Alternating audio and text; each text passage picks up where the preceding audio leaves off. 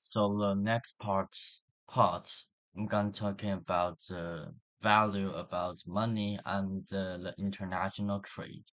How's the trade going? Okay.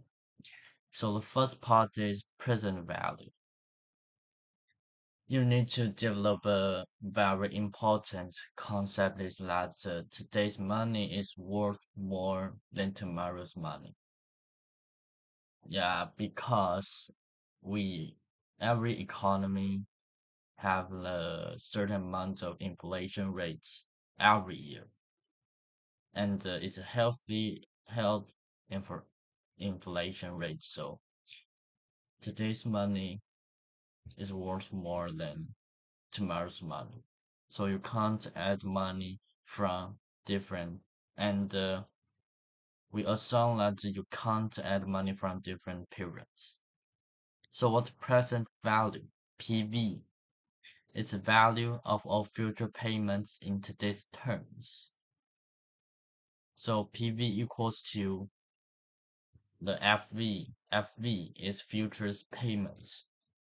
So imagine PV absolutely will greater than FV because the interest rates, we have the interest rate. Okay. A number is derived by a number is greater than one, then it's smaller. So we can get the PV equal or bigger than FV. So here is the exponential, which is periods years. Every year interest rate is I, and the T is how many years you hold this money. So you can do some math. That is your actually it's a compound interest. That means you you're not just you're not just get money from your original amount of money, but the interest works on your interest. Interest work on your interest. So it's a compounding, compounding interest. Not it's different from simple interest. Okay. So we have intertemporal choices. Interest is price of consuming the period of one. Imagine we have consume period of two and the consumption period of one. We now have $800 no $80,000, and if we spend all of them in period one in first period, we got this $8,000. But if we save in all of them and decide to spend in the future, then we totally got the $88,000. Okay. So what's the substitution here? It's interest rates get higher than your consumption. Your consumption now lower because it's an opportunity cost. If you're saving, you get more. So if you consume now, you pay more. So it's a very simple, just like capital markets I mentioned before.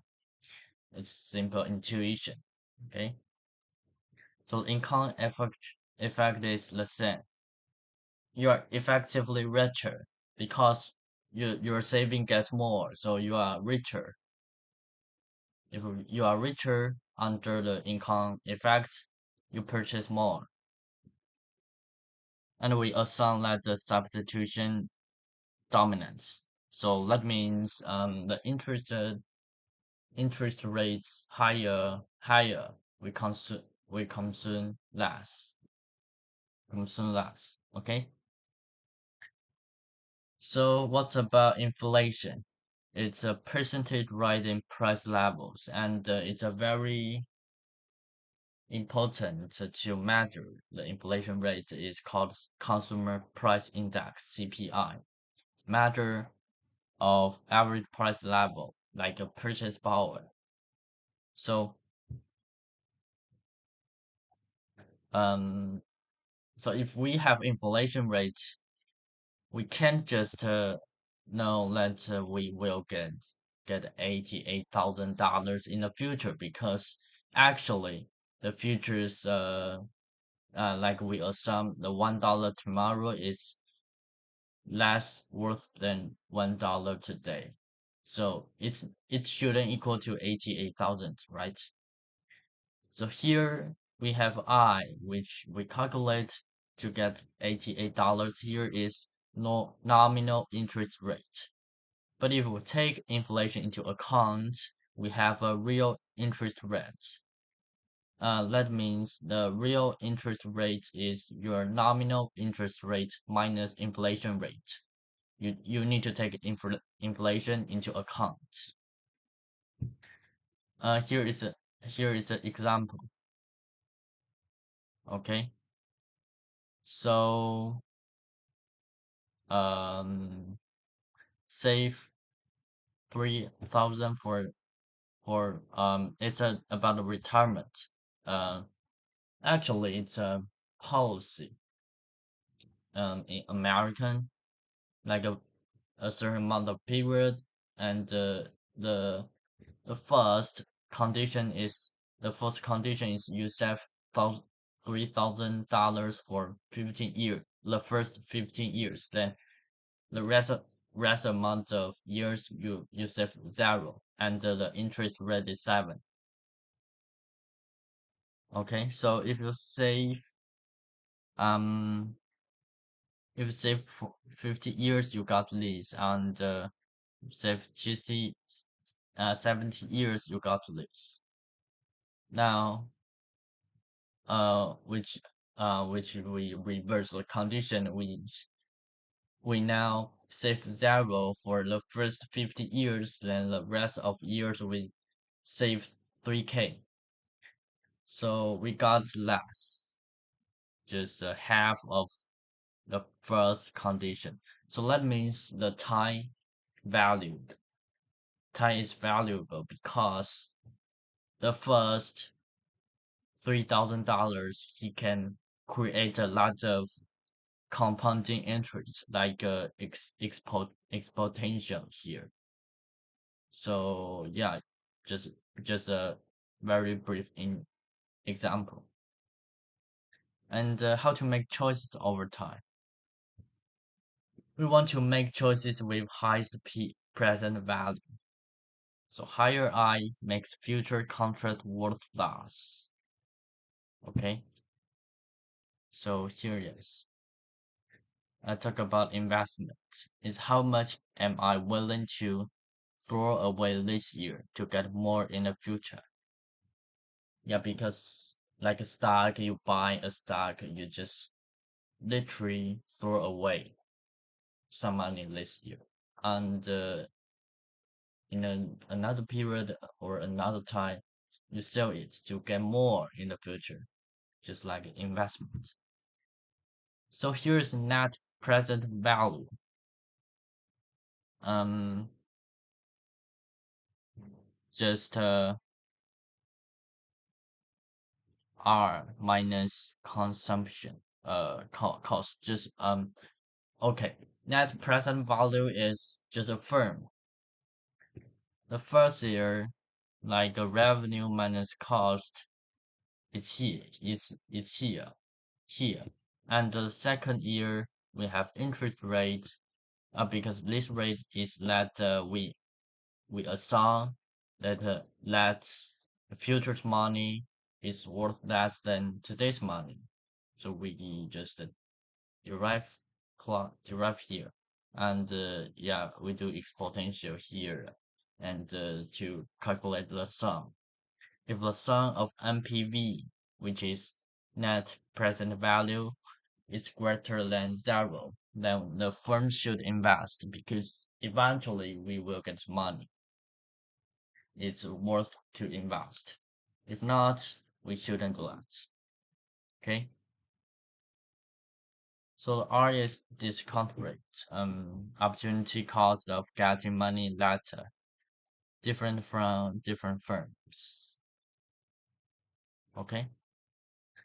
So here is about present value. You just be careful that future's money is worth less than today's money. And how about lecture 18? We're talking about trade. Okay. Um, here is a basic terminology of trades versus exports, the value of goods country sales, and imports is value of goods country buys. Trade balance is exports minus imports. Trade deficits aren't bad. Okay. PPF.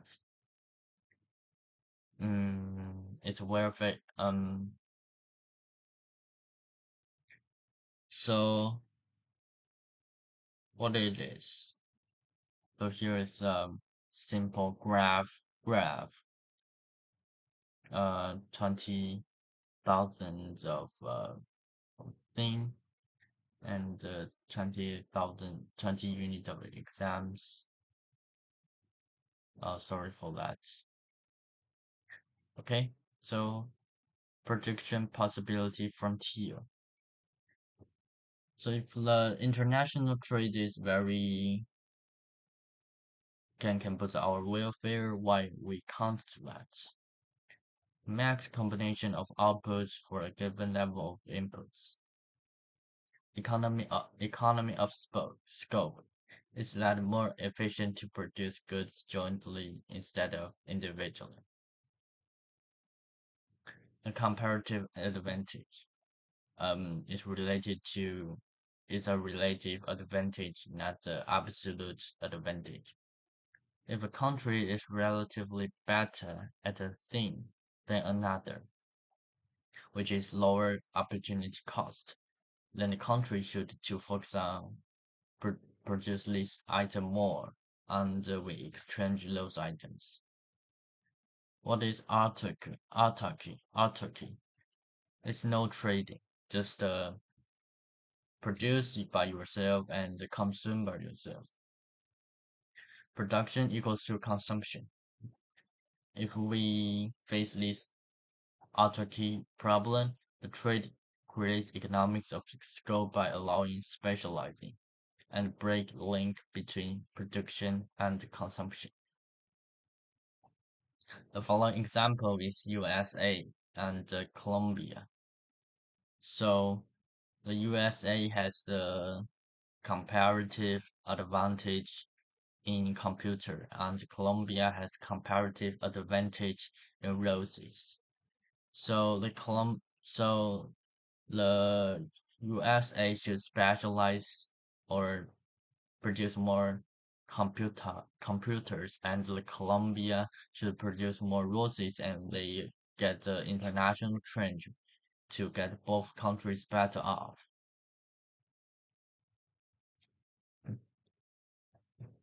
What about two types to change? Mm, there are two types of things which rise in soil, and the China takes two unit of ties to produce rice, and 6 unit of ties produce soy. Soy, and the U.S. did the same, but it put more ties to produce rice. The under autarky find the prices ratios, the prices of R and the prices of soy equals to 1/3 and 2.5. So so by analyzing the absolute advantage of rice is China. Absolute of soy no, because they both produce 6 units of they both produce 6 units of soy. So what's the comparative? Now, now remember the comparative advantage is highly related to the opportunity cost. So if we want to produce a rice, like assume that we have 12 hours, so we produce 6 units of rice and the 2 units of soy.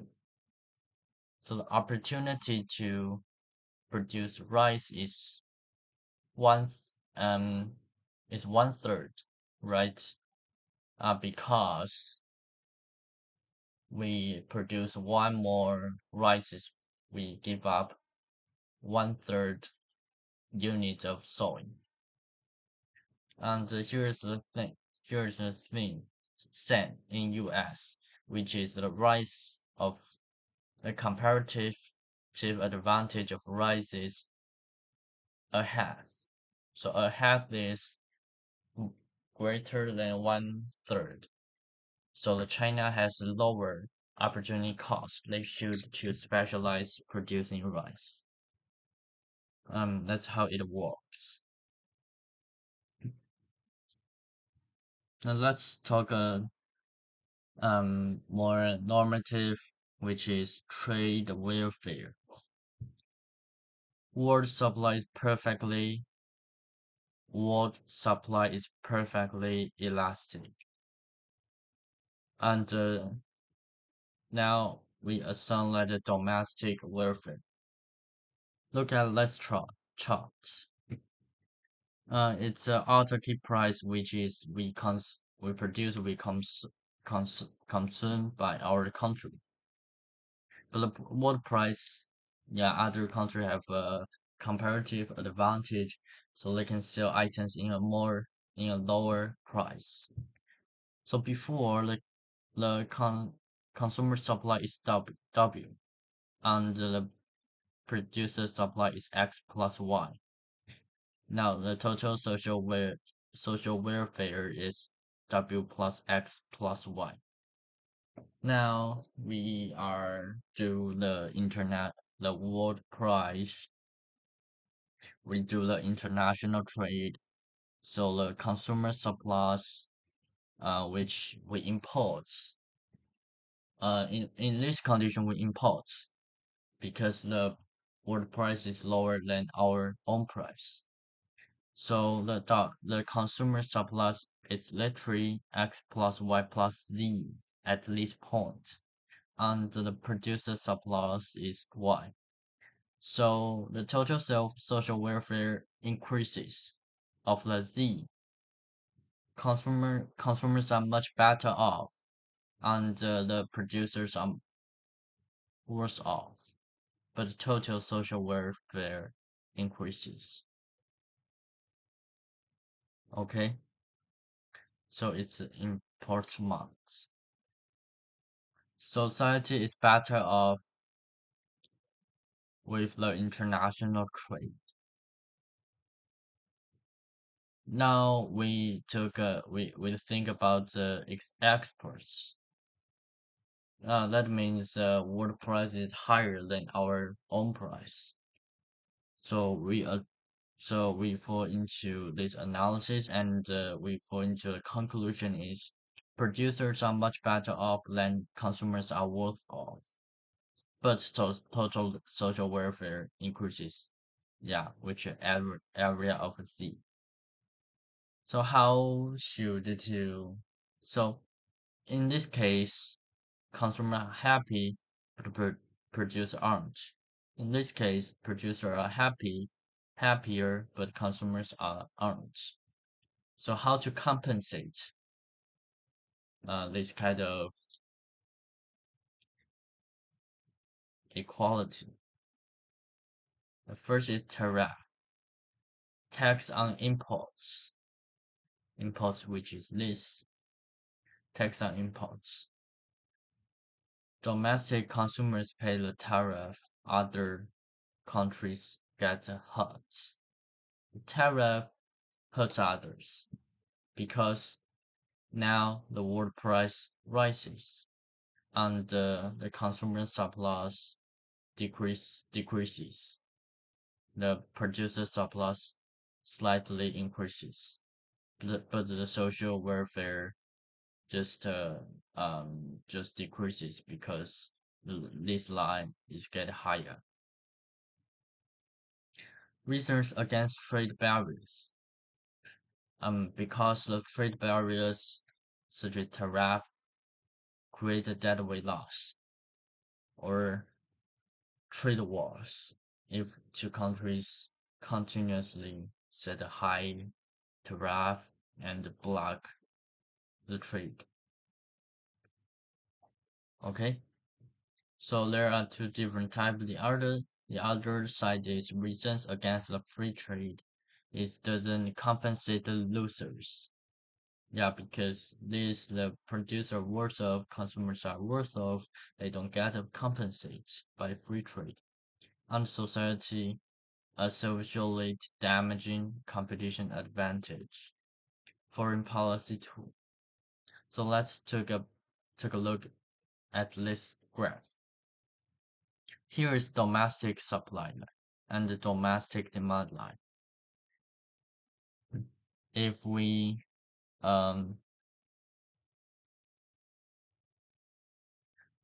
if we put a tariff here at the intersection of red line and blue line is the original domestic price market equilibrium of these goods. And the price of world price is here. Now we get higher in this tariff price. So the A is producer surplus, they get higher. It's kind of compensate. Because originally this A area is consumer surplus. So consumer surplus get less. So this area transfer from consumer surplus to producer surplus. And the the B, the B and D is a deadweight loss because this this these two areas item could be done before, but now we put the tariff, they aren't finished. And the C, which is the price of taxes times the quantities its government gets from this tariff. Okay, now we'll talk about immigration. Immigration acts like a free trade, and it's a labor market. Lower wages per producers. So yeah, I'm gonna talk about a lot of immigrants. Here is a cover of trade warfare and the comparative advantage international trade. So thank you for listening.